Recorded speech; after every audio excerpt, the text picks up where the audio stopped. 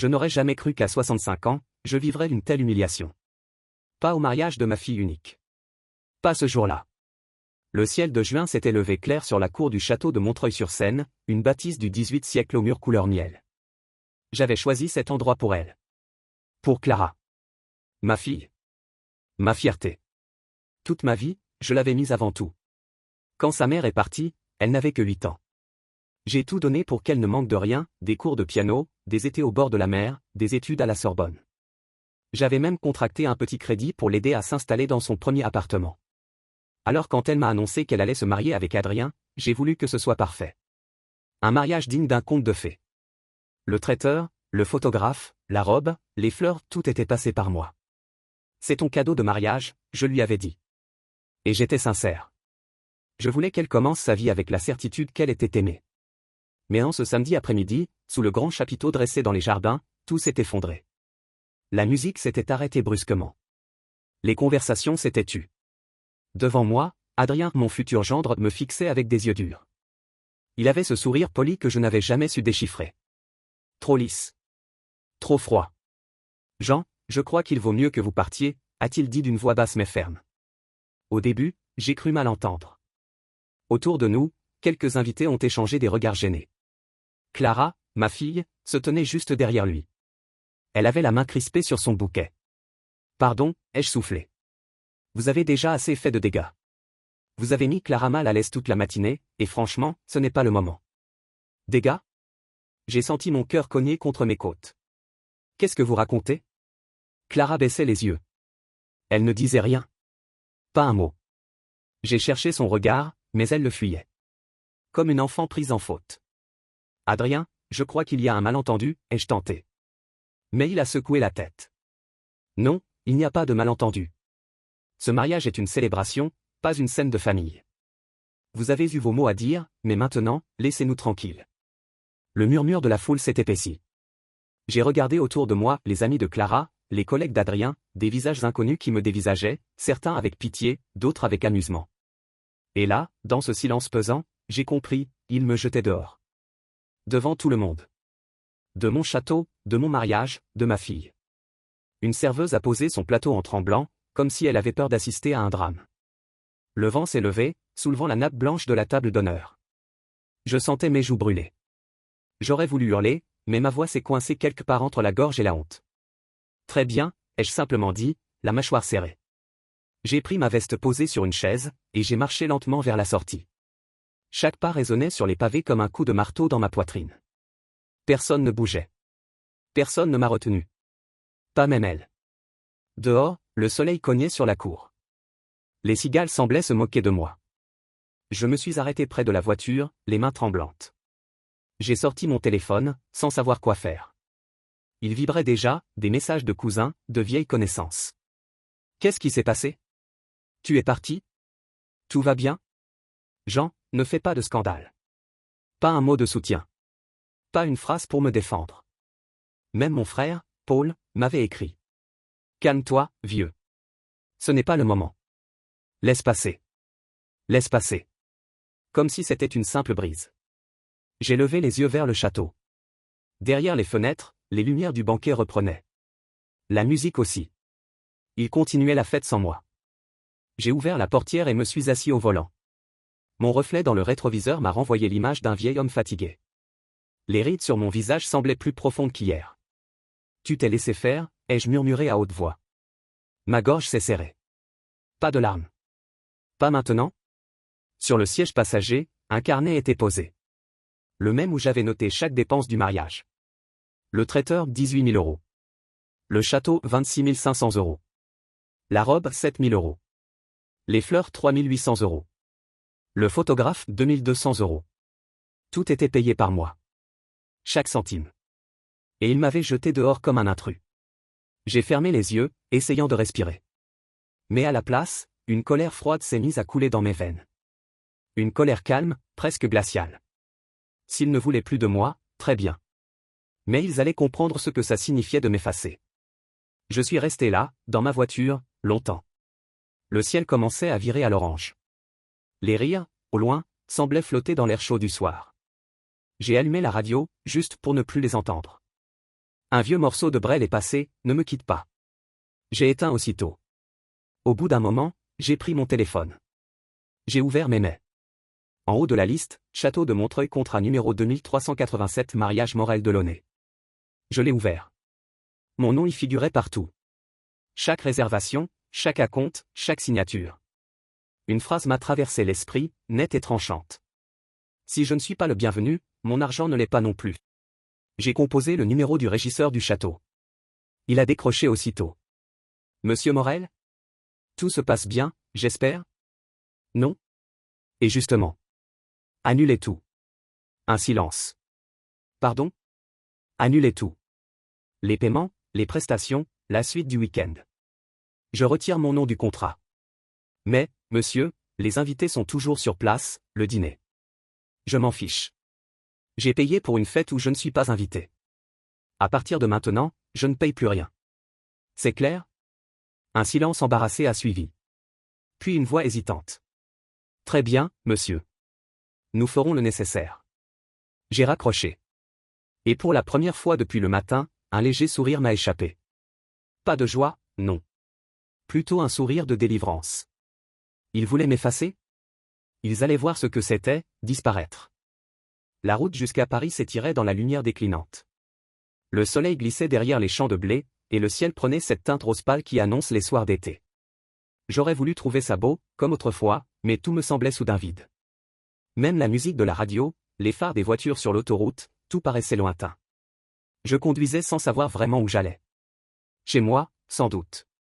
Dans mon petit appartement du 15e, que Clara appelait toujours la cellule de moine. Elle s'en moquait gentiment, avant.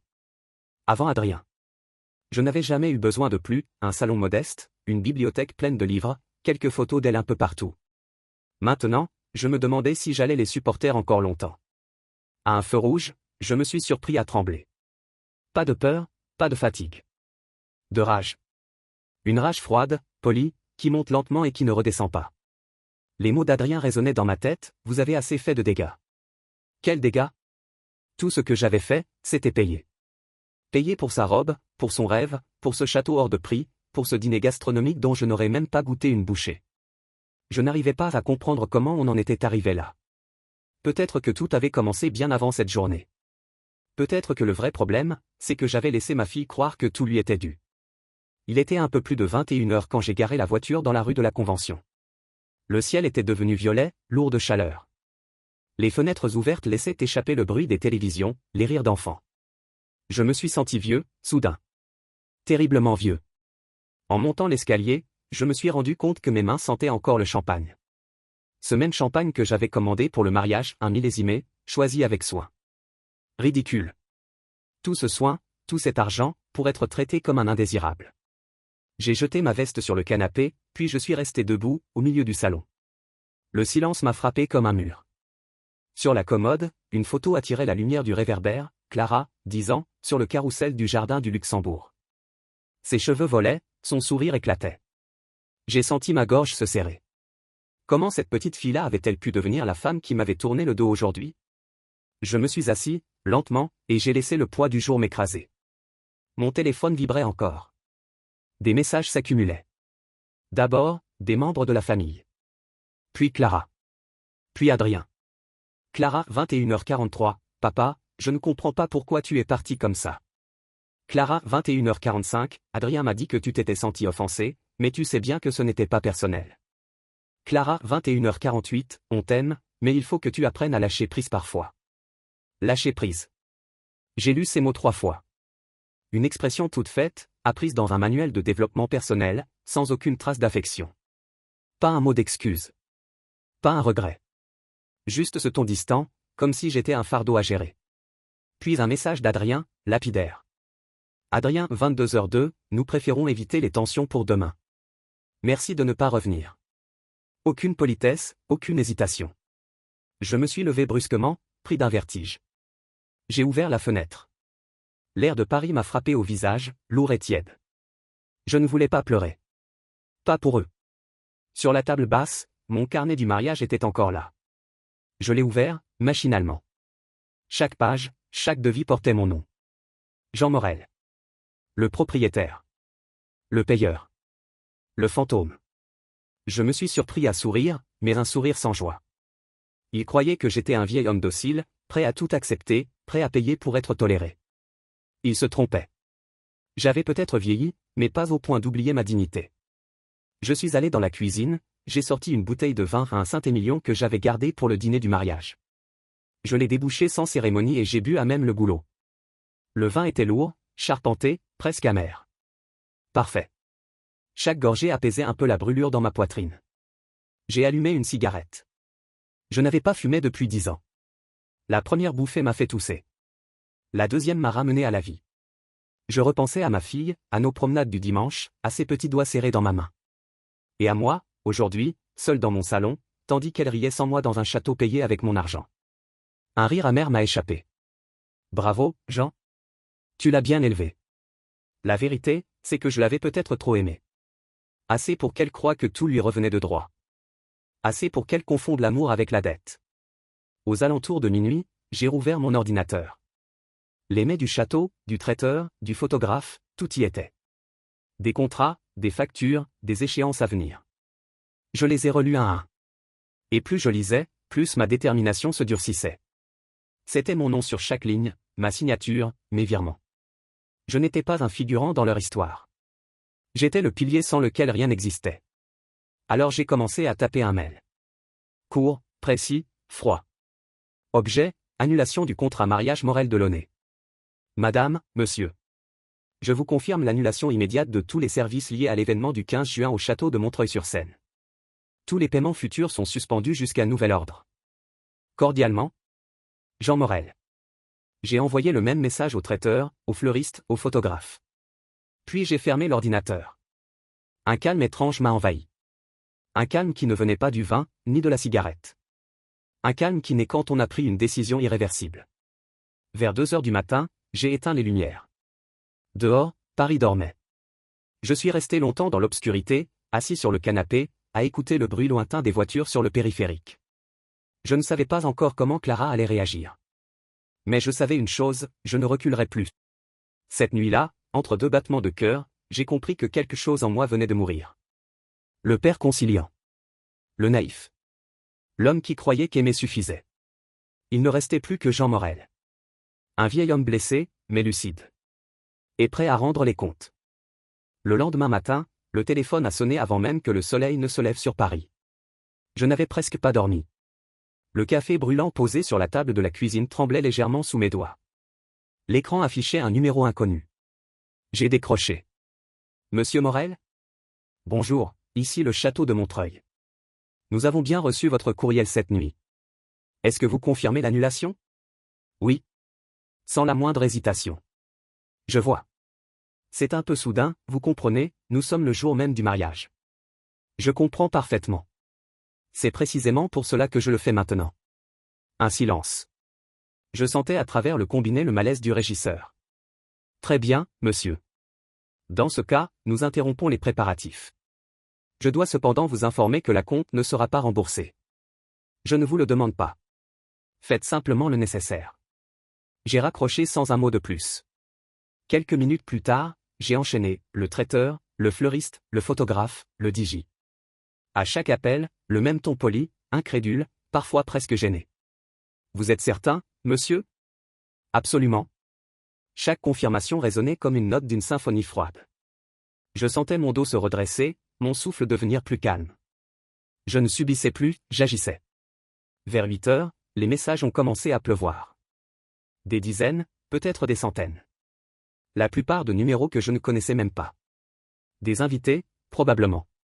Mais il y en avait un qui faisait vibrer tout l'écran, Clara. Clara, 8h07, papa, qu'est-ce que tu as fait ? Clara, 8h09, le château dit que tout est annulé. Clara, 8h11, tu ne peux pas faire ça, c'est absurde. Je n'ai pas répondu tout de suite. Je voulais savourer le silence, ce court moment de puissance tranquille avant la tempête. Une demi-heure plus tard, le téléphone a sonné. Je savais que c'était elle. Papa. C'est elle écriée d'une voix étranglée. Tu te rends compte ? Le traiteur est parti, le DJ ne vient plus. Oui, j'en ai bien conscience. Mais pourquoi ? Parce que, ma chérie, on ne chasse pas quelqu'un de sa propre maison. Elle a marqué une pause, comme si mes mots venaient de la gifler. Tu fais une crise pour rien. Adrien n'a jamais voulu te blesser. Ah non? Il m'a demandé de quitter ton mariage. Devant tout le monde. Il était stressé, c'est tout. Tu aurais pu faire un effort. Un effort. Ce mot m'a glacé. Pendant des années, je n'avais fait que ça, des efforts. Des efforts pour payer ses études, pour sourire à sa mère quand elle a voulu le divorce, pour la soutenir même quand elle me tournait le dos. Clara, ai-je dit lentement, je crois qu'on n'a pas la même définition du mot « effort ». Au bout du fil, j'entendais Adrien souffler quelque chose. Sa voix a pris le relais, sèche, contrôlée. Monsieur Morel, soyons raisonnables. Vous savez que tout cela n'est qu'un malentendu. Si vous pouviez simplement rétablir les paiements, on oubliera cet incident. Non? Le silence s'est étiré, lourd. Comment ça, non? Exactement comme je le dis. Ce mariage, je l'ai payé. Ce rêve, c'est le mien. Et si je n'en fais pas partie, il n'existe pas. Clara s'est mise à pleurer. De vrais sanglots, nerveux, désordonnés. Une partie de moi aurait voulu la consoler, comme quand elle était petite. Mais l'autre, celle qu'ils avaient piétinée la veille, restait de marbre. Papa, s'il te plaît? On ne peut pas faire ça devant les invités. Tu aurais dû y penser avant de m'humilier devant eux. J'ai entendu Adrien murmurer quelque chose encore, puis la voix de Clara s'est éteinte. La ligne est devenue muette. Je suis resté un moment, le téléphone à la main, sans bouger. Puis j'ai raccroché. 1 heure plus tard, la sonnette de l'appartement a retenti. 3 coups secs. Je n'ai pas bougé. Puis un 4e, plus fort. Papa. Ouvre. On doit parler. J'ai reconnu la voix de Clara. Je me suis approché lentement de la porte, mais sans l'ouvrir. Tu n'as rien à me dire que je n'ai déjà entendu, ai-je lancé à travers le bois. Ce n'est pas le moment de faire ton têtu. Les gens sont déjà là-bas, le personnel part, tout est en train de s'effondrer. Alors il s'effondrera. Un silence. Puis la voix d'Adrien, glaciale. Vous vous rendez compte que vous détruisez la vie de votre fille? Non, Adrien. Je détruis seulement votre petit théâtre. Des coups plus violents ont suivi, puis le son d'un objet qu'on pose brutalement au sol. Très bien, a crié Clara, fais comme tu veux. Mais ne t'attends pas à ce qu'on t'adresse la parole après ça. Le bruit de leurs pas s'est éloigné dans l'escalier. La porte d'entrée a claqué. Et puis plus rien. Je suis resté là, adossé contre la porte, à écouter mon propre souffle. Un rire bref m'a échappé. Un rire sec, nerveux. Il pensait que je reculerais. Que je m'excuserais, comme toujours. Je suis allé à la fenêtre. Dans la rue, un couple passait en se tenant la main. Je me suis demandé si, un jour, j'avais inspiré ce genre d'amour à ma fille. Ou si je n'avais été qu'un portefeuille, un tremplin vers la vie qu'elle croyait mériter. Vers midi, le téléphone s'est remis à vibrer. Cette fois, c'était Hélène, mon ex-femme. Je n'avais pas entendu sa voix depuis près de 3 ans. Je savais qu'elle appelait pour une seule raison, défendre Clara. Jean, qu'est-ce que tu fais? M'a-t-elle lancé d'un ton agacé. Clara est en larmes. Ah, tu l'as eu au téléphone, alors? Bien sûr. Elle est dévastée. Tout le monde parle de toi. Le mariage est ruiné. Ce n'est pas mon mariage, Hélène. Tu es son père. Justement. Et un père ne se laisse pas insulter devant 200 personnes. Elle a soupiré fort, un son que je connaissais par cœur. Tu as toujours eu besoin d'avoir le dernier mot. Et toi, toujours besoin que quelqu'un paye la facture. Un silence tendu a suivi. Puis, d'une voix plus basse. Tu vas la perdre, Jean. Pour de bon? J'ai fermé les yeux. Elle s'est déjà perdue elle-même. J'ai raccroché avant qu'elle ne réponde. L'après-midi s'est étiré lentement. Je n'ai pas quitté mon appartement. J'imaginais la panique là-bas, au château, les invités déroutés, les prestataires qui remballaient leur matériel, les rumeurs qui commençaient à circuler. Et au milieu de tout ça, ma fille, incapable d'admettre qu'elle avait dépassé une limite. Je n'étais pas fier de moi. Pas exactement. Mais je sentais quelque chose d'étrangement apaisant, le retour du contrôle. Sur la table, le carnet du mariage était resté ouvert. À côté, j'ai posé une photo de Clara enfant, et un vieux stylo plume. Je ne savais pas encore que cette histoire allait bien plus loin qu'un simple mariage gâché. Mais au fond, quelque chose me disait que le pire et peut-être le meilleur restait à venir. Le lendemain matin, je me suis levé tôt. Le ciel était gris, comme s'il avait pris ma fatigue en charge. Je n'avais presque pas dormi, mais mon esprit, lui, était d'une clarté nouvelle. La colère avait cessé d'être un incendie. Elle était devenue une lame. Je me suis préparé un café fort, et pris ma veste, puis je suis sorti. L'air frais de Paris m'a frappé au visage. Les pavés luisaient encore d'une fine pluie tombée dans la nuit. J'ai marché d'un pas lent mais décidé jusqu'à la station Ségur, direction Odéon. C'est là que se trouvait le cabinet de maître Léa Dufresne, mon avocate depuis quelques années, une femme droite, ferme, à la voix posée et aux yeux où rien ne passe. Quand je suis arrivé, elle m'attendait dans son bureau, un espace clair et ordonné, tout en bois blond et en dossiers méticuleusement alignés. « Jean », dit-elle en se levant pour me saluer, « vous avez une mine terrible. Que se passe-t-il » Je me suis assis, lentement, et j'ai posé sur la table le carnet où j'avais noté toutes les dépenses de Clara et Adrien. « Je crois que j'ai été volé », ai-je dit calmement. « Par ma propre fille et son futur mari. » Elle a arqué un sourcil, sans rien dire. Je lui ai tout raconté. Le mariage, l'humiliation, les paiements, le voyage de noces, les achats à mon insu. Elle n'a pas pris de notes au début. Elle écoutait, simplement, en silence, les doigts croisés sous le menton. Quand j'ai eu terminé, elle s'est penchée légèrement vers moi. « Et vous avez la preuve de tout cela ?» J'ai les relevés bancaires. Les mailles de confirmation. Les contrats. Tout est à mon nom. Parfait. Alors, juridiquement, vous êtes en position de force. Elle a feuilleté les documents. Ses yeux ont glissé rapidement sur les lignes, méthodiques, précis.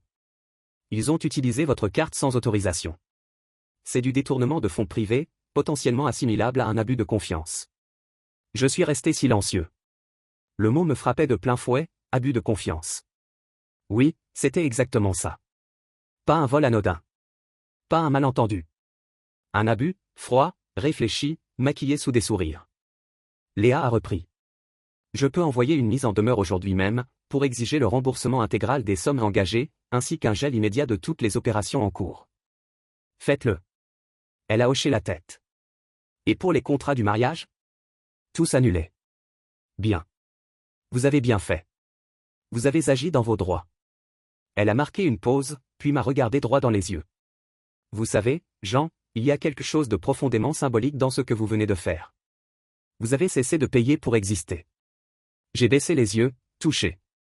Ces mots m'ont frappé plus fort que je ne l'aurais cru.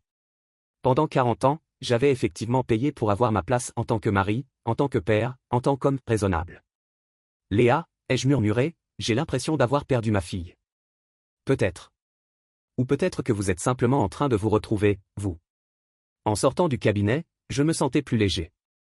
J'ai longé le boulevard Saint-Germain, les mains dans les poches, respirant profondément. Mais ma peine n'a pas duré. Sur le trottoir, devant un café, 2 jeunes femmes parlaient en montrant leur téléphone. J'ai entendu le nom, Clara Morel, prononcé. Mon cœur s'est arrêté une seconde.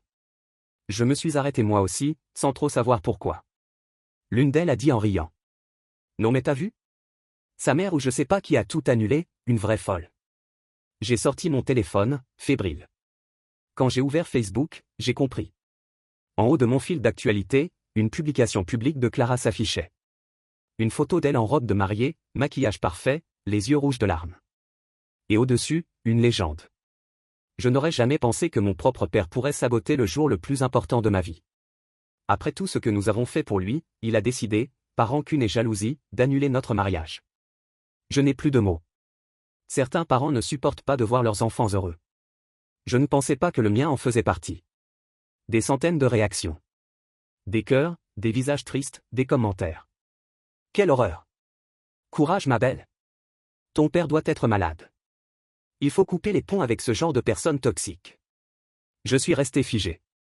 J'avais lu tant de mensonges dans ma vie, mais jamais ceux de ma propre fille. Je me suis assis à la terrasse du café le plus proche, incapable de bouger. Le serveur est venu, j'ai commandé un noir serré. Mes mains tremblaient. Je fixais l'écran, les mots, les visages inconnus qui me jugeaient sans savoir. Elle m'avait effacé publiquement. Elle m'avait transformé en monstre. Le téléphone a encore vibré, un message de mon frère, Paul. Jean, qu'est-ce que c'est que cette histoire ? Tout le monde parle de toi. Tu es sur les réseaux de Clara. Tu devrais t'excuser, elle souffre. Je n'ai pas répondu. Je n'avais plus de force pour me défendre auprès de ceux qui avaient déjà choisi leur camp. Mais au fond, un sourire, minuscule, s'est formé malgré moi. Parce que je savais quelque chose qu'eux ignoraient, la vérité, elle, ne se discute pas. Et bientôt, elle leur exploserait au visage. De retour chez moi, j'ai transféré toutes les captures d'écran à Léa. Les messages, les publications, les commentaires. Quelques minutes plus tard, elle m'a répondu. Jean, c'est de la diffamation. Nous allons répondre par le droit. Laissez-moi faire. Je me suis affalé dans le canapé. Dehors, la pluie commençait à tomber. Les gouttes heurtaient la vitre en cadence lente, presque apaisante. Je me suis surpris à penser à une phrase que mon père m'avait dite un jour. Quand tu arrêtes de payer pour être aimé, tu découvres qui t'aimait vraiment. Ce soir-là, je crois que j'ai enfin compris ce qu'il voulait dire. Vers 23 heures, un dernier message est arrivé. Un inconnu. Un profil sans photo. Vous ne méritez pas d'avoir une fille. Mon amie Clara est une personne extraordinaire. Vous êtes un homme pitoyable. Je l'ai lu sans réagir. Puis j'ai simplement répondu. On verra qui paiera les dégâts. Et j'ai éteint le téléphone. Le lendemain, je devais retourner voir Léa. Mais cette fois, ce ne serait plus pour me défendre. Ce serait pour attaquer. Le lundi matin, la lumière grise filtrait à travers les volets. Paris s'éveillait lentement, mais dans ma tête, tout était déjà en mouvement. J'avais dormi 3 heures à peine, et pourtant, je me sentais étrangement lucide. Comme si les jours de colère avaient fait place à quelque chose de plus froid, de plus structuré, la volonté. Je suis arrivé au cabinet de Maître Dufresne à 9 heures précises. Elle m'attendait, tailleur sombre, cheveux relevés, l'air aussi calme qu'un chirurgien avant une opération. Sur son bureau, un dossier portait mon nom, Morel Delaunay. « Asseyez-vous, Jean, dit-elle. Nous avons du travail. » Elle m'a tendu un document de plusieurs pages. En haut, écrit en lettres noires.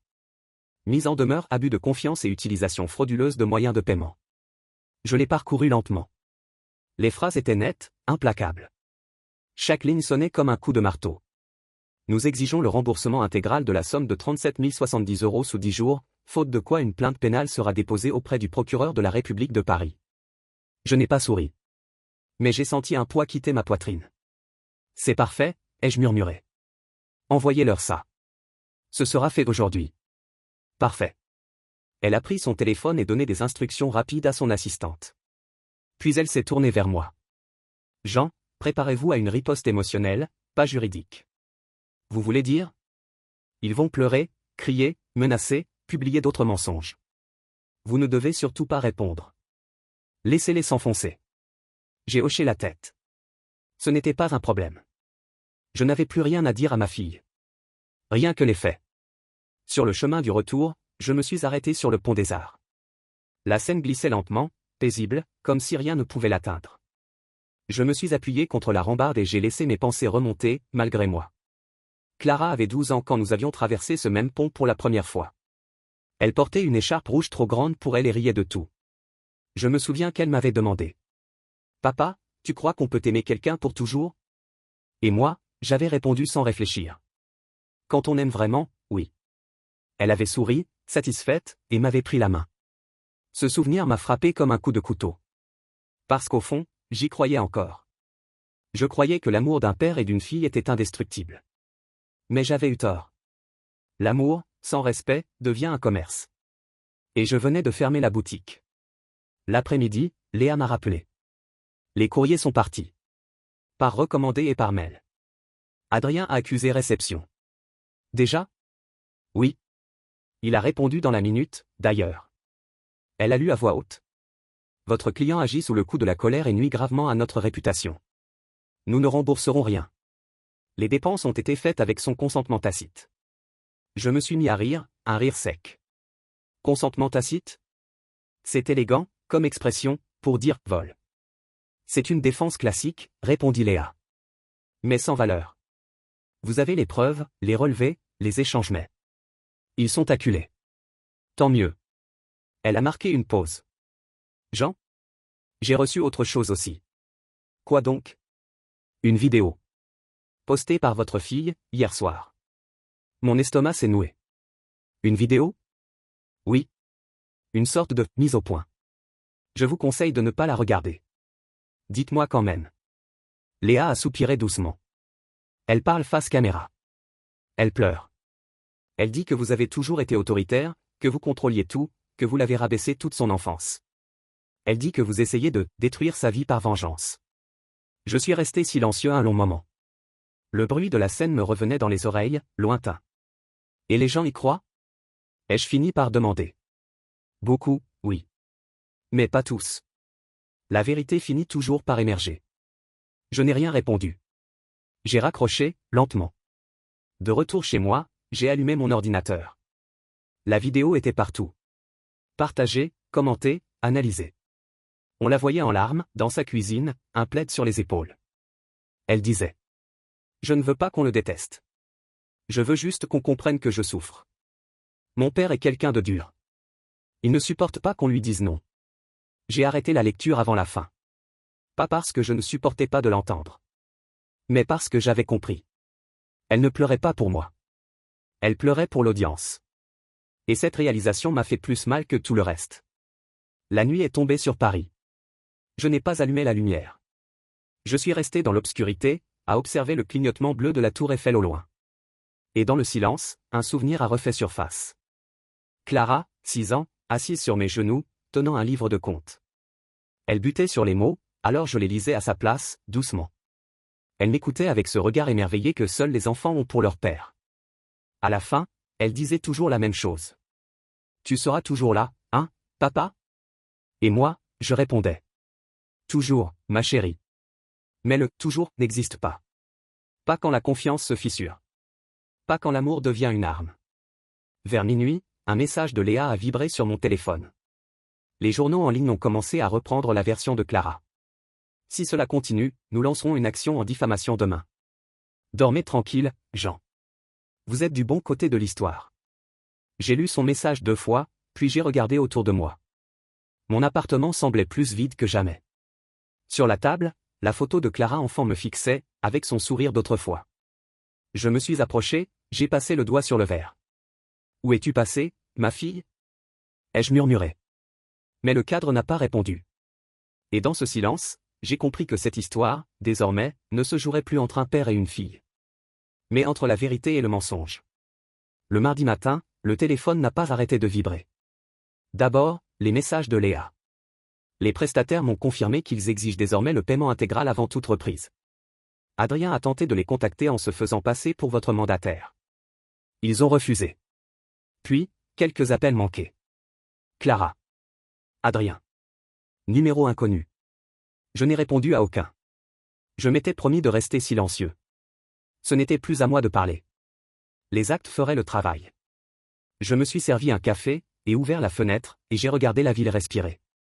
Paris avait ce calme trompeur des lendemains de tempête. Sous mes pieds, la rue reprenait son rythme, les livreurs, les enfants en uniforme, les voix des boulangères. La vie, elle, continuait. C'était peut-être ça, la vraie revanche, continuer, pendant que les autres s'enlisent dans leur propre boue. Vers 10 heures, Léa m'a appelé. Sa voix était plus sèche que d'habitude. Jean, tenez-vous bien. Les choses se retournent. Comment ça? Le château a publié un communiqué. Un communiqué? Je l'ai entendu feuilleter des papiers. Suite à la rupture du contrat initié par M. Morel, nous confirmons que le mariage Morel-Delaunay ne pourra avoir lieu ce week-end. Nous rappelons que M. Morel est l'unique contractant et financeur de l'événement. J'ai senti un rictus étirer mes lèvres. Ils viennent de tuer la version de Clara, ai-je soufflé. Exactement. Et ce n'est pas tout. Le traiteur a partagé la même chose sur sa page. Apparemment, ils en avaient assez des messages agressifs d'Adrien. Je me suis adossé à la chaise, le cœur battant fort, mais sans joie. Ce n'était pas une victoire, pas encore. C'était la vérité qui commençait seulement à respirer. Vers midi, mon téléphone s'est mis à clignoter de notifications. Les réseaux sociaux s'enflammaient. Des captures du communiqué circulaient déjà. Sous la vidéo de Clara, les commentaires changeaient de ton. Attendez, le château confirme que c'est le père qui a tout payé? Donc elle a menti? Toujours les mêmes, à jouer les victimes quand l'argent ne coule plus. Et puis, ce commentaire anonyme, sec, cruel.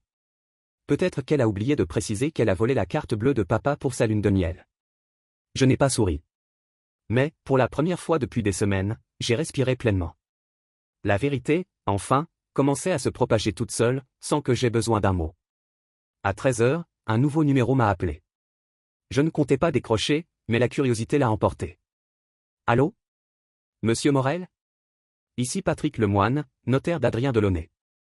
J'ai redressé la tête. Que me vaut cet honneur? Je vous appelle dans l'espoir d'apaiser la situation. Adrien et Clara souhaitent trouver un terrain d'entente. Un terrain d'entente? Après m'avoir volé près de 40 000 euros? Ce sont de jeunes mariés, des erreurs ont été commises, mais rien d'irréversible. J'ai ri. Un vrai rire, sec, sans chaleur.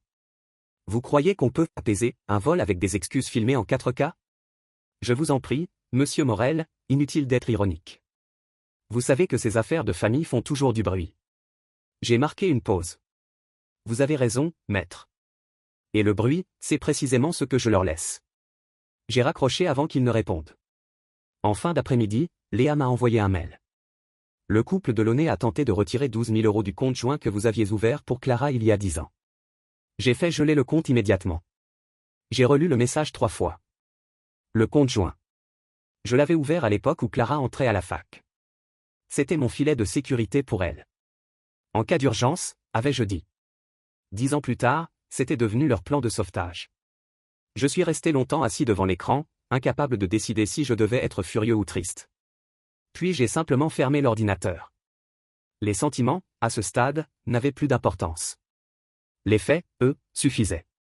Le soir, alors que je m'apprêtais à dîner, le téléphone a de nouveau vibré. Cette fois, c'était un numéro que je connaissais, Éric Bernard, le père d'Adrien. Nous nous étions rencontrés 2 fois, poliment, sans affinité particulière. Sa voix était rauque, tendue. Monsieur Morel, je crois qu'on devrait parler d'homme à homme. Je vous écoute. Ce qui se passe dépasse nos enfants. Ils sont jeunes, ils ont fait des erreurs. Vous savez comment ça va, un mariage, la pression, les émotions. Ah, la jeunesse.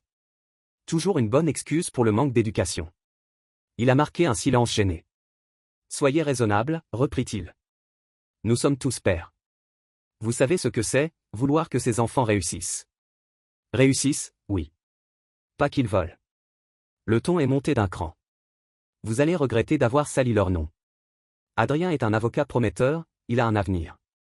Qu'il apprenne d'abord à respecter le code pénal avant de le citer, ai-je répliqué. Un silence lourd. Puis, froidement. Vous venez de vous faire un ennemi puissant, monsieur Morel. J'ai raccroché. Et je me suis surpris à sourire, une fois encore. Parce qu'au fond, les puissants n'ont peur que d'une chose, la vérité. Vers 23 heures, alors que je terminais mon verre de vin, une alerte s'est affichée sur mon téléphone. L'affaire du mariage annulé fait le buzz, la mariée aurait menti. C'était un article publié sur un site People. Le ton était presque moqueur. Les internautes comparaient Clara à une influenceuse déchue. Les commentaires défilaient à une vitesse folle. Des photos du château vide, des tables à moitié dressées, des témoins racontant la panique. Certains disaient que la mariée avait crié, d'autres qu'elle avait tenté de soudoyer le personnel. Une vraie farce, en direct. Et moi, seul dans mon salon, je regardais tout cela comme un spectateur lointain. Sans joie, sans amertume. Seulement avec cette étrange sensation d'assister à l'effondrement d'un monde que j'avais moi-même bâti. Clara n'était plus cet enfant sur le carrousel. Elle était devenue une femme qui croyait qu'on pouvait acheter la vie avec les cartes des autres. Avant de me coucher, j'ai envoyé un dernier message à Léa. Merci pour tout. Laissez-les parler. Le silence sera ma réponse. Puis j'ai éteint la lumière. La pluie tombait doucement sur les toits de Paris. Et dans cette paix fragile, j'ai compris une chose. Je venais peut-être de perdre ma fille. Mais j'avais enfin retrouvé ma liberté. Le mercredi matin, Paris baignait dans une lumière froide et limpide. J'avais dormi sans cauchemar pour la première fois depuis des jours. Un silence nouveau régnait dans mon appartement, pas celui du vide, mais celui de la paix après le combat. Sur la table, mon téléphone vibrait encore, mais je ne me précipitais plus.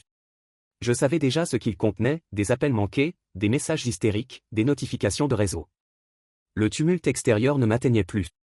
Je me suis préparé lentement. Une douche froide, un rasage soigné, un manteau propre. Je voulais ressembler à l'homme que j'avais été avant toute cette mascarade. À 10 heures, j'étais au cabinet de Maître Dufresne. Elle m'attendait, souriante cette fois. Jean, les choses tournent, dit-elle en me serrant la main. La vérité commence à circuler. Je l'ai vu, ai-je répondu calmement.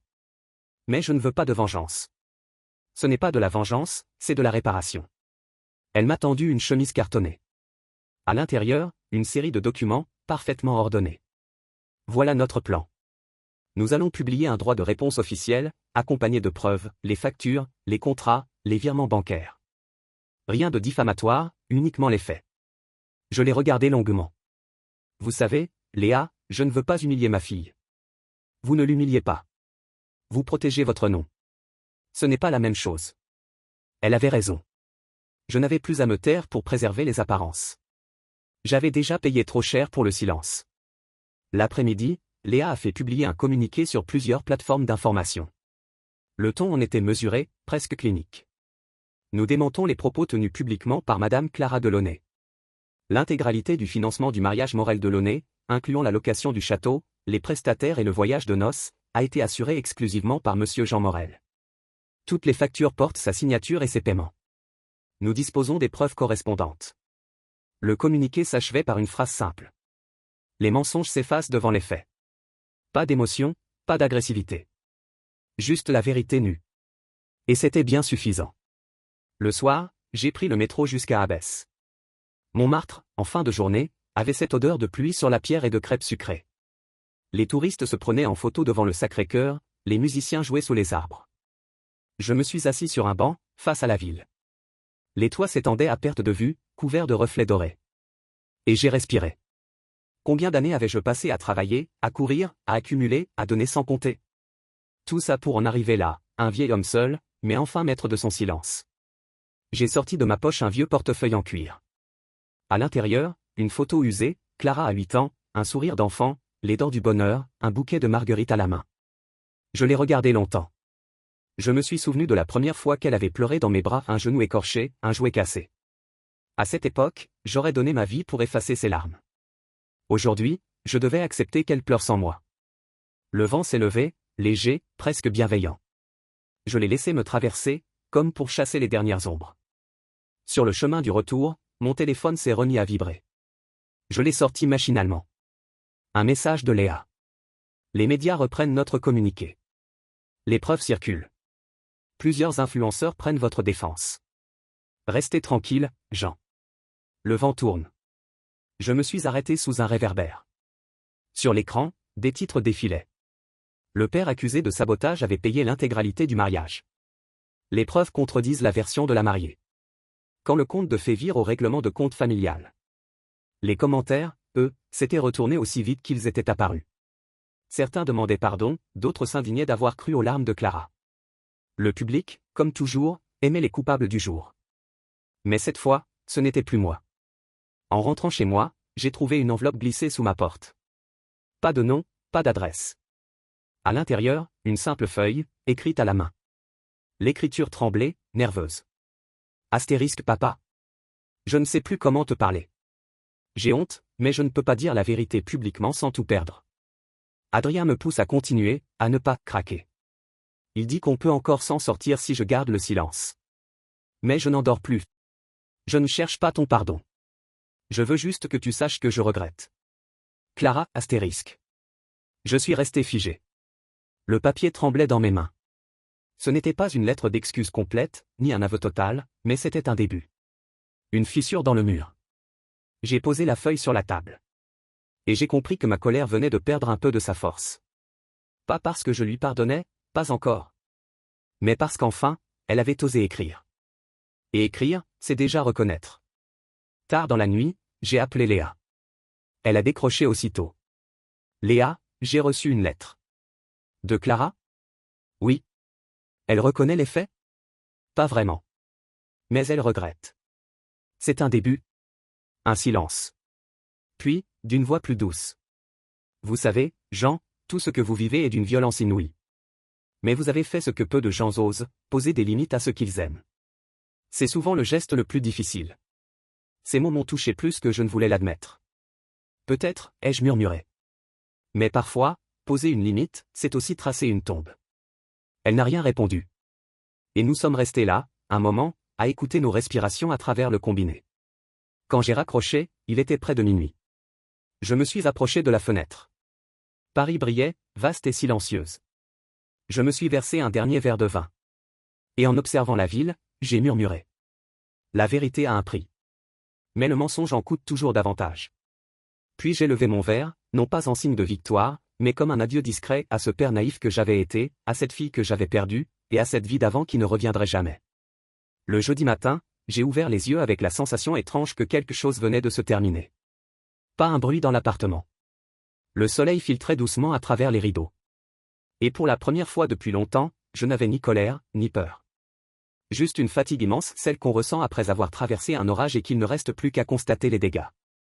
J'ai préparé un café, noir et serré. J'ai ouvert la fenêtre.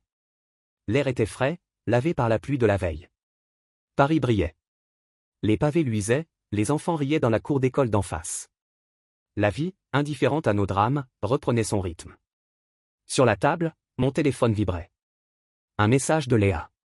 Astérisque, Jean, Adrien a publié une vidéo de défense. Il affirme que vous avez manipulé Clara, que vous êtes un homme instable et rancunier. Rassurez-vous, les commentaires se retournent contre lui. Les preuves sont partout. Le château et le traiteur ont même joint les factures à leur démenti public. Leurs avocats menacent d'action pour diffamation. Je vous conseille de ne rien répondre. Le château de cartes s'écroule. Astérisque. Le château de cartes. Oui, c'était exactement ça. Leur monde, construit sur des apparences, des dettes et des mensonges, s'effondrait. Et moi, j'étais là, immobile, spectateur du désastre qu'ils avaient bâti eux-mêmes. Dans l'après-midi, Léa m'a appelé. Jean, je crois que vous devriez entendre ceci. J'ai reconnu la voix de Clara, enregistrée sur un plateau de télévision. Une émission de talk-show, sans doute, où tout se transforme en spectacle. Je ne veux plus me battre contre mon père, disait-elle. Je me rends compte que j'ai été influencé. J'étais en colère, blessé. Je voulais sauver la face. Mais la vérité, c'est que j'ai dépassé les limites. J'ai fermé les yeux. Sa voix tremblait, mais ce n'était plus la comédie des jours précédents. C'était la voix d'une femme qui venait de tout perdre, sa crédibilité, sa façade, son confort. Adrien m'a dit que tout irait bien, qu'on pourrait tout justifier. Mais il m'a menti. Comme il a menti à tout le monde. Le journaliste l'a interrompu. Vous reconnaissez donc que votre père n'a rien fait de mal? Oui. Il a simplement arrêté de payer. Léa n'a rien dit. Et moi non plus. J'écoutais, sans triomphe. Juste un silence lourd, celui de la vérité qu'on aurait voulu éviter. Quelques heures plus tard, la presse en ligne s'enflammait. La mariée reconnaît avoir menti. Adrien Delaunay accusé d'escroquerie sentimentale. Des témoignages affluaient. Une ancienne cliente de son cabinet parlait de pratiques douteuses. Un ex-collègue le décrivait comme brillant mais sans scrupules. Les journalistes fouillaient. Les façades tombaient. Je regardais tout cela avec une étrange sérénité. Pas de joie. Pas de vengeance. Simplement la certitude que le monde remettait les choses à leur place. Le soir, alors que je dînais seul, le téléphone a sonné. Numéro inconnu. J'ai hésité. Puis j'ai décroché. Papa? Sa voix. Fatigué. Nu? C'est moi, Clara. Un long silence. J'ai respiré lentement. Je t'écoute. Elle a hésité, puis. J'ai quitté Adrien. Je n'ai rien dit. Elle a poursuivi, la voix étranglée. Il m'a tout pris. Mon argent, ma réputation, même mon nom. Je ne peux plus sortir sans qu'on me reconnaisse. Tu récoltes ce que tu as semé, Clara. Je sais. Mais j'étais aveugle. J'ai voulu croire qu'il m'aimait, que tout ça avait un sens. Et maintenant? Elle s'est interrompue. J'ai entendu un sanglot discret. Maintenant, ai-je dit doucement, tu n'as plus d'excuses. Tu sais ce qu'il te reste à reconstruire. Tu pourrais, me pardonner? Cette phrase m'a transpercé. Le père en moi voulait ouvrir les bras. L'homme blessé, lui, ne pouvait pas encore. Pardonner, ai-je répété. Pas encore. Mais je peux t'écouter. C'est un début. Elle a pleuré plus fort. Des pleurs vrais, cette fois. Je ne mérite pas ton écoute. Peut-être pas, ai-je dit. Mais je suis ton père. Et ça, tu ne peux pas le falsifier. Nous sommes restés silencieux, reliés par cette phrase. Pas un pardon, mais une trêve fragile. Après avoir raccroché, je suis resté longtemps à la fenêtre, à regarder la ville s'endormir. Je pensais à toutes ces années, à ces sacrifices faits au nom de l'amour. Et je me suis dit que l'amour, le vrai, ne demande pas de se ruiner pour exister. Il demande seulement la vérité, même si elle fait mal. Le lendemain, Léa m'a appelé, la voix plus légère. Jean, les choses se calment. Les prestataires ont été remboursés, Adrien a disparu des réseaux, et Clara a publié une note d'excuses. Des excuses? Oui. Pas publiques, mais sincères. Elle reconnaît les faits et retire toutes ses accusations. J'ai fermé les yeux. Pas de joie. Pas de soulagement non plus. Juste une immense lassitude. Vous savez, Léa, ai-je dit, j'ai l'impression d'avoir mené une guerre contre ma propre chair. Non, répondit-elle doucement. Vous avez mené une guerre contre le mensonge. Ce n'est pas la même chose. Elle avait raison. Mais dans mon cœur, les deux se confondaient encore. Le samedi suivant, je suis retourné au château de Montreuil-sur-Seine. Pas pour une cérémonie, pas pour un règlement. Juste pour voir. Le portail était ouvert, les jardins vides. Les rosiers avaient encore l'odeur sucrée de juin. Je me suis avancé jusqu'à la terrasse, là où tout avait commencé. Les échos de cette journée me sont revenus, les rires, la musique, les regards gênés, la voix d'Adrien me disant de partir. Et moi, figé, incapable de bouger. Je me suis assis sur le banc de pierre, face à la fontaine. Le vent jouait doucement dans les branches. Et pour la première fois depuis longtemps, j'ai souri. Un vrai sourire, sans colère ni amertume. J'ai murmuré tout bas. Ce que tu as détruit, Clara, je le reconstruirai sans toi, mais pour toi. Avant de repartir, j'ai croisé le gardien du domaine, un homme discret que je connaissais un peu. Il m'a reconnu immédiatement. Monsieur Morel. Vous êtes revenu. Oui, juste pour dire au revoir. Il a hoché la tête. Vous savez, tout le monde ici a parlé de ce qui s'est passé. On vous admire, monsieur. Peu aurais-tu ce courage. Je n'ai rien répondu. Mais ces mots m'ont accompagné sur toute la route du retour. Dans la voiture, j'ai allumé la radio. Une chanson de Ferré passait, avec le temps, va, tout s'en va. Et pour la première fois, j'ai cru comprendre le sens de cette phrase. Avec le temps, oui, même la douleur s'efface. Ce qu'il reste, c'est la vérité, nue, exigeante, mais salvatrice. Le dimanche suivant, Paris s'éveillait lentement sous un ciel clair. L'orage s'était dissipé, dans les journaux comme dans mon cœur. Plus de titres, plus d'alertes, plus de messages enragés. Le bruit du monde s'était éloigné, et ce silence-là, je le savourais comme un luxe oublié.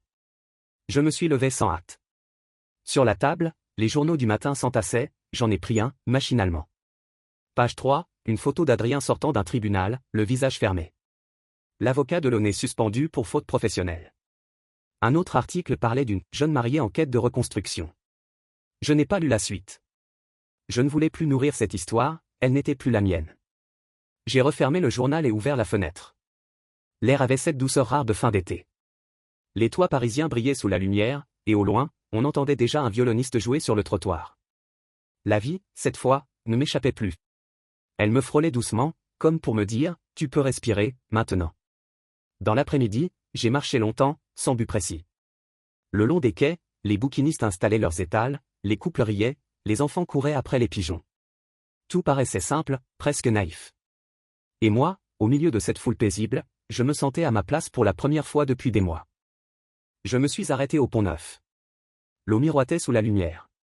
Je me suis souvenu d'un jour ancien, Clara, encore adolescente, assise à cet endroit précis, son carnet sur les genoux. Elle dessinait, concentrée, la langue entre les dents. Quand je lui avais demandé ce qu'elle faisait, elle m'avait répondu. Je veux dessiner le moment où tout est encore possible. Cette phrase, je ne l'avais jamais oubliée. Et en la revoyant dans ma mémoire, j'ai compris, j'étais revenu, moi aussi, dans un moment où tout redevenait possible. Le lendemain, j'ai reçu une enveloppe officielle. C'était Léa. À l'intérieur, un document sobre. Clôture de procédure affaire Morel de Launay. Tout était terminé. Les comptes gelés, les dettes soldées, les plaintes retirées. J'ai posé la feuille sur mon bureau.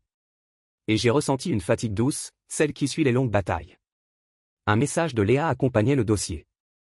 Jean, vous pouvez enfin tourner la page. Je vous conseille de partir quelques jours. Laissez Paris, laissez le bruit. Allez voir la mer. Là-bas, tout finit toujours par s'apaiser. Elle avait raison. La mer. Ma dernière conversation avec Clara avant le drame avait eu lieu à propos de cette maison au bord de l'eau, celle que j'avais achetée il y a 20 ans, à Honfleur. C'était notre refuge. Et ironiquement, c'était aussi ce qu'elle avait voulu vendre sans même me prévenir. J'ai souri à cette idée. Oui, peut-être qu'il était temps d'y retourner. 2 jours plus tard, me voilà sur la route, direction la Normandie. Le ciel était gris, la pluie fine, mais je m'en fichais. Chaque kilomètre me ramenait un peu plus vers moi-même. La maison m'attendait, immobile, couverte de lierre, un peu fatiguée mais debout. Le même craquement du portail, la même odeur de sel dans l'air. J'ai ouvert les volets. La lumière a envahi le salon, révélant les meubles d'autrefois, les souvenirs figés dans la poussière. Sur le buffet, une photo, Clara, 15 ans, tenant une glace à la vanille. Son sourire, éclatant, innocent. Je me suis assis. Et j'ai laissé le silence m'envahir. La mère était là, juste derrière la fenêtre. Son va-et-vient régulier effaçait peu à peu les pensées trop lourdes. Chaque vague semblait dire « oublie ». Mais on n'oublie jamais vraiment. On apprend simplement à ne plus saigner quand on y pense. Le soir, alors que je regardais le coucher du soleil sur l'horizon, mon téléphone a vibré. Un message. De Clara. Astérisque papa. Je sais que je n'ai plus le droit d'attendre quoi que ce soit de toi. Mais je voulais te dire que j'ai commencé une thérapie. Je veux comprendre pourquoi j'ai laissé quelqu'un me transformer à ce point. Si un jour tu veux me revoir, je viendrai. Pas pour demander, mais pour écouter astérisque. Je suis resté longtemps à regarder l'écran. Puis j'ai simplement répondu. Quand tu seras prête, la mère sera là. Et moi aussi. Je n'ai pas ajouté de signature. Elle serait. Les jours suivants ont défilé lentement. Je lisais, j'écrivais, je cuisinais. Je réapprenais la lenteur. Un matin, j'ai même repris un pinceau, moi qui n'avais pas touché à la peinture depuis des décennies. J'ai peint la mer, la falaise, et au loin, une silhouette floue, une jeune femme, debout, regardant l'horizon. Je ne savais pas si c'était Clara, ou simplement la version apaisée de moi-même que j'avais enfin retrouvée. Le soir, je posais la toile devant la fenêtre et je la regardais se fondre dans la lumière du crépuscule. Il n'y avait plus ni rancune ni regret. Seulement ce murmure intérieur, tu as survécu. Un dimanche matin, alors que je buvais mon café sur la terrasse, une silhouette est apparue au bout du chemin. Je l'ai reconnue avant même de distinguer son visage. Clara. Pas apprêtée, pas maquillée. Juste elle, avec ce pas hésitant qu'elle avait enfant, quand elle venait demander pardon après une bêtise.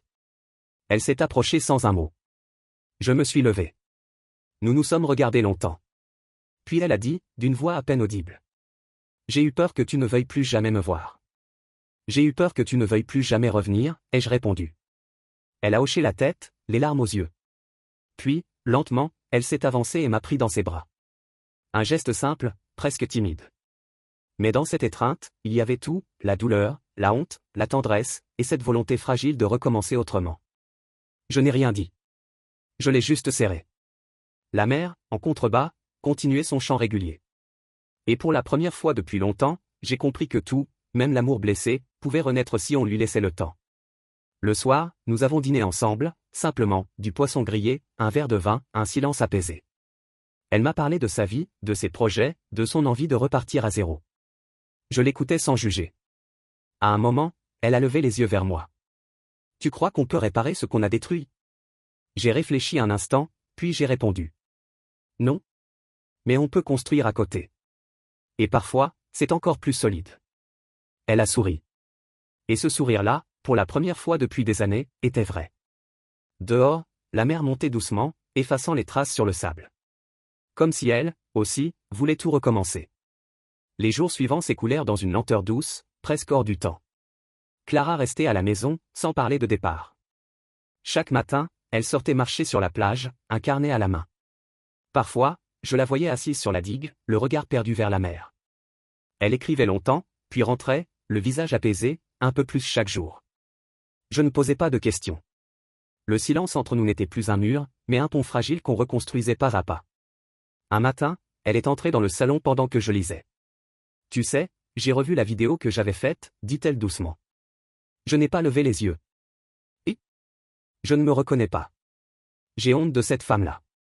J'avais peur que le monde me voie comme une fille ingrate, alors j'ai menti. Et en mentant, je suis devenu exactement ce que je redoutais. Je l'ai observé un instant. Ses traits étaient tirés, mais son regard avait changé, il n'y avait plus de fuite, plus de défense. Seulement une vérité nue.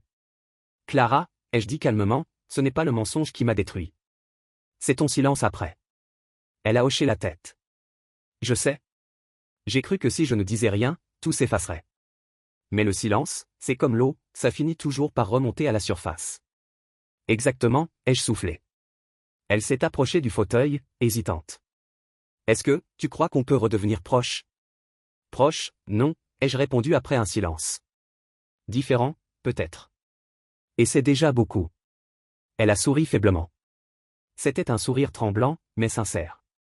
Et ce jour-là, j'ai compris que le pardon ne vient pas d'un mot, mais d'une attitude, celle de rester, malgré tout.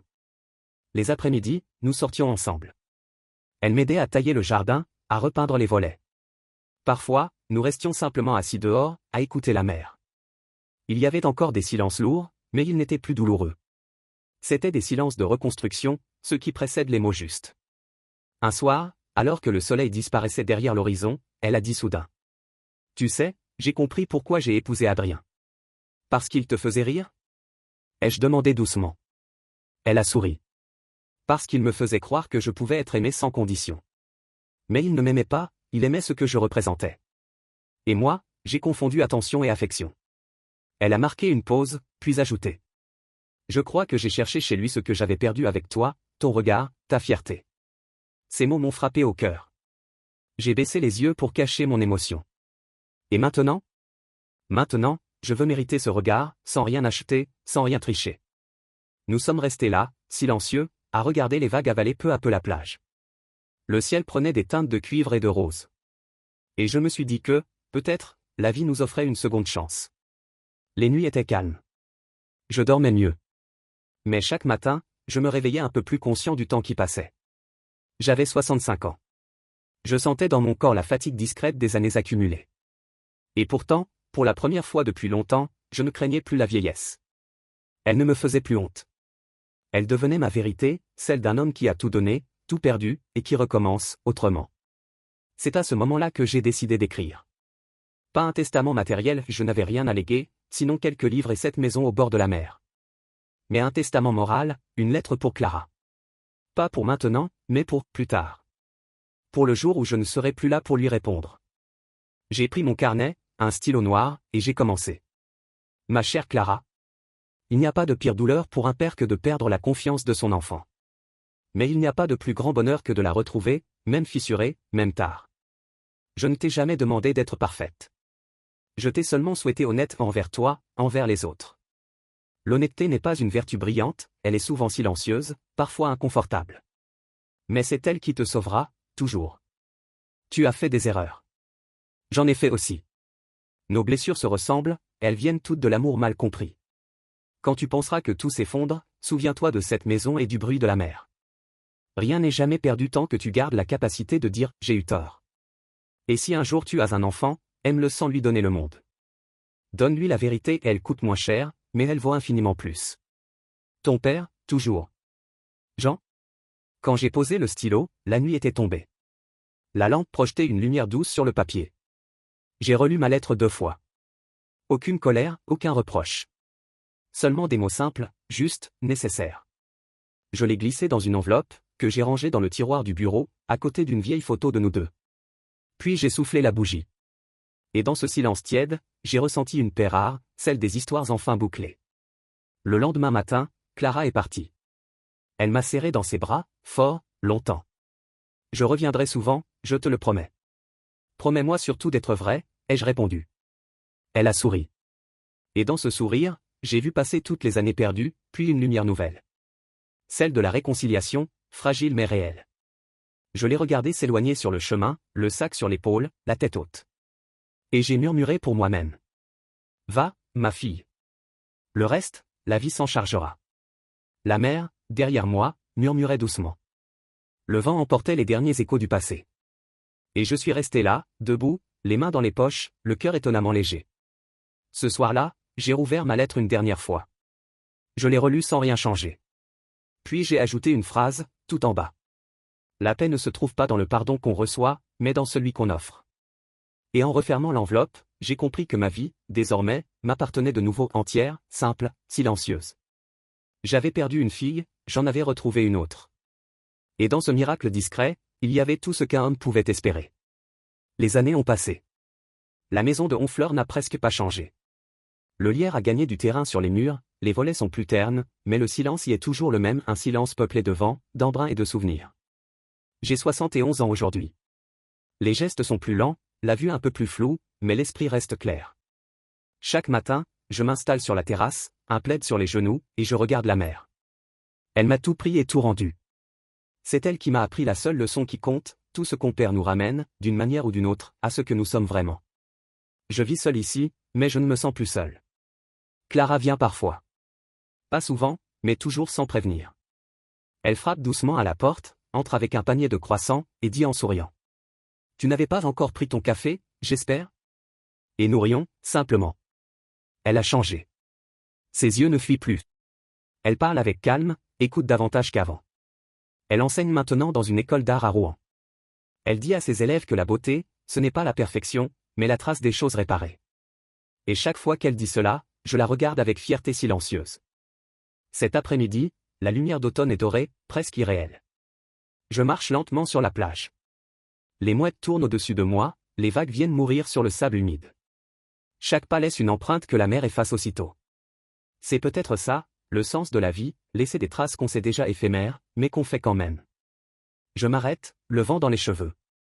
Dans ma poche, j'ai une enveloppe, celle que j'ai écrite des années plus tôt, ma lettre à Clara. Je l'ai rouverte ce matin. Je l'ai relue avec une émotion tranquille.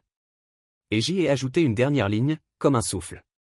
Quand tu liras ces mots, souviens-toi simplement que je t'ai aimé, même quand je me suis tu. J'ai refermé l'enveloppe et je l'ai glissée dans la poche de ma veste. Je n'ai pas l'intention de la donner. Je crois que certaines lettres n'ont pas besoin de destinataire pour exister. Elles sont écrites pour apaiser celui qui les trace. De retour à la maison, j'allume le poêle, fais chauffer un peu de café. Le feu crépite doucement. Sur la table, mon carnet de notes est ouvert. J'y écris encore, parfois. Pas des histoires, non. Des pensées, des bribes, des souvenirs. Des phrases simples comme « Aimer, c'est apprendre à partir sans fermer la porte. » Ou encore « Les enfants grandissent, mais les pères apprennent à vieillir en silence. » Je crois que j'écris pour ne pas disparaître tout à fait. Pas pour être lu, mais pour laisser une trace, une preuve que j'ai compris, trop tard peut-être, mais sincèrement. En fin d'après-midi, le ciel s'assombrit. Une pluie fine commence à tomber. Je sors sur la terrasse, la veste sur les épaules. L'odeur du sel et de la terre mouillée emplit l'air. Au loin, la mer gronde doucement. Je m'assieds, la lettre à la main.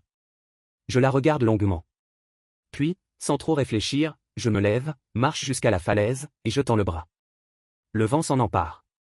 L'enveloppe s'envole, tourbillonne un instant, puis disparaît dans le ciel gris avant de retomber vers l'eau. Je la regarde s'éloigner jusqu'à ce qu'elle ne soit plus qu'un point. Et à cet instant précis, quelque chose en moi s'apaise complètement. Comme si la mer venait, une dernière fois, d'effacer ce qui restait de douleur. Je reste là un moment, debout dans le vent. Le bruit des vagues me berce. Je repense à ma vie, à la colère, à la honte, aux mots qu'on aurait dû dire plus tôt, aux gestes qu'on a trop tardé à faire. Et pourtant, malgré tout, je ne changerai rien. Parce que c'est dans la perte que j'ai compris la valeur de ce que j'avais. Je ferme les yeux. Je revois Clara, enfant, courant sur cette même plage, les pieds nus, criant de joie, le vent dans les cheveux. Et je souris. Parce qu'au fond, elle n'a jamais quitté cette image-là. Elle vit encore en moi, intacte, libre, indomptable. Le soir tombe. Je rentre lentement. La maison sent le bois et le café. Sur la table, j'ai laissé une page blanche. Je prends le stylo et j'écris, sans préméditation. J'ai appris que la colère est un feu qu'on croit tourner contre les autres, mais qui finit toujours par nous brûler d'abord. J'ai appris que le pardon, ce n'est pas oublier, mais accepter que le passé ne change plus. Et j'ai appris qu'aimer, vraiment, c'est parfois laisser partir ceux qu'on voulait retenir. Je repose le stylo. La lumière vacille, la nuit s'installe.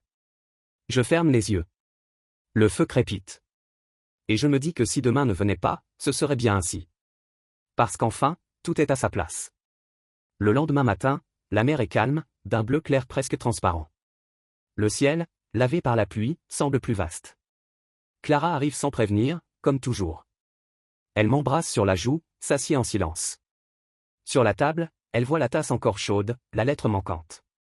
Elle comprend sans que je dise un mot. Tu l'as laissé partir? Oui. Elle regarde l'horizon. Alors elle est à la mer, comme tout ce qu'on aime. Nous restons là, côte à côte, à regarder les vagues s'écraser doucement contre les rochers. Le vent soulève les rideaux, les mouettes crient, et le monde tourne, paisiblement. Plus tard, quand elle partira à nouveau, elle laissera sur la table un petit mot. Papa. Merci d'avoir tenu la porte ouverte assez longtemps pour que je revienne. Et moi, je saurai que tout ce que j'ai enduré avait un sens. Que la vérité, même douloureuse, est toujours le plus court chemin vers l'amour. Le soir venu, seul face à la mer, je lèverai mon verre une dernière fois. Pas pour trinquer au passé, ni pour célébrer le pardon. Mais pour saluer la vie. Celle qu'on apprend à aimer quand il n'y a plus rien à prouver. Et dans le murmure du vent, il me semblera entendre une voix d'enfant chuchoter encore. Tu seras toujours là, hein, papa? Je sourirai. Et, comme autrefois, je répondrai tout bas. Toujours, ma chérie. Puis la mère, fidèle gardienne de nos histoires, refermera doucement le livre.